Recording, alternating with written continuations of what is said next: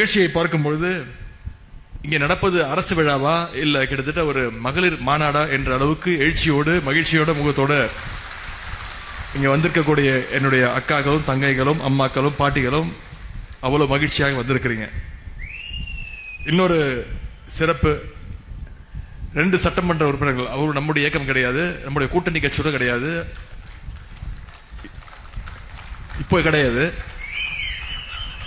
சேலம் மேற்கு தொகுதி சட்டமன்ற உறுப்பினர் அண்ணன் அருள் அவர்களும் அண்ணன் சதாசிவம் அவர்களும் சட்டமன்ற உறுப்பினர் அண்ணன் சதாசிவம் அவர்களும் இந்த சேலம் மாவட்டத்திற்கு பல்வேறு திட்டங்களை நம்முடைய அரசு செய்து கொண்டிருக்கிறது, அதற்கு என்னுடைய நன்றி என்று போட்டி போட்டுக்கொண்டு பாராட்டி இருக்கிறார்கள். ஆனால் ஒற்றுமையாக பாராட்டி இருக்கிறார்கள்.